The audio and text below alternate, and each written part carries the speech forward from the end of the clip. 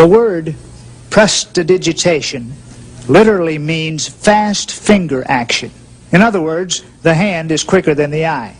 Now, my special guest this evening is a man who actually devised and refined many of the current techniques used in this form of magic. It is a great pleasure for me to introduce my very good friend and a living legend in the world of sleight of hand, the magician's magician, Mr. Dai Vernon.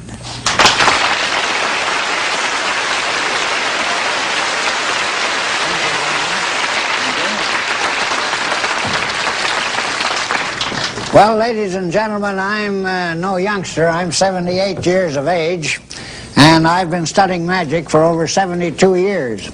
I wasted the first 6 years of my life.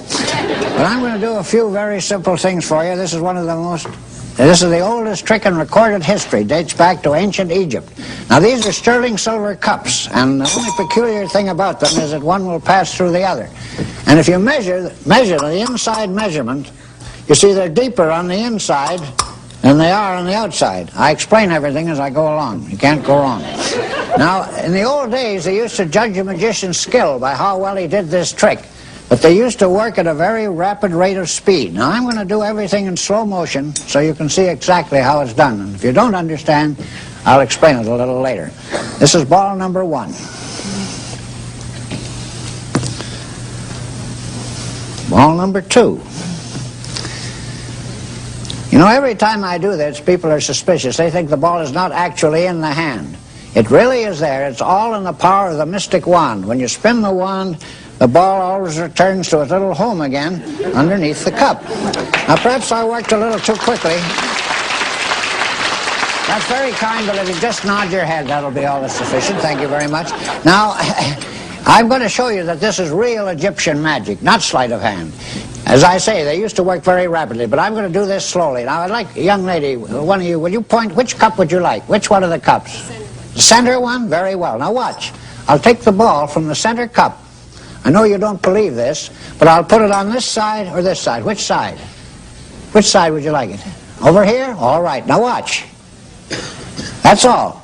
You see, I took it from the one that you asked me to, and I put it right over here on the side you asked. Now, of course, if you'd asked me to place it on the other side, I'd have had to do it left-handed. You have to be ambidextrous to do this. You see, it would leave there and come over there. Now, I'll explain this a moment later. Now, I'm going to show you how the ball will penetrate the cups very, very slowly. Now, I'm going to do this very slowly. Now, watch this as closely as you can. I'll put the last ball here. You see, they all collect together. Now, I'm going to show you how it'll penetrate 2 cups at once. You see that? Goes through 2 at once. The cups are porous. That one fell off. Now, in the last ball, I don't want you to think it's already there. There are just 2 balls and 2 cups. Watch the last one. Go. You see all 3 balls. Now, you don't have to applaud.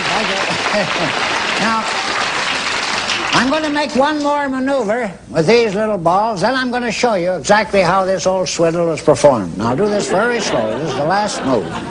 Ball number 1. Ball number 2. And ball number 3. Jump. You see, they jump to the center cup. Now, the reason this is confusing, because there's too much to watch, too much going on at the same time. I have 3 balls, 3 cups, the wand, and I talk all at the same time. Makes it very confusing. So I'm going to do it so simply that any small child could understand it. I'll stand up, so I'll do it as slowly as possible. I'm going to put the ball on this side back in my pocket. And I'll put this one back in my pocket, leaving 1 ball under the center cup. But you see, this ball has returned.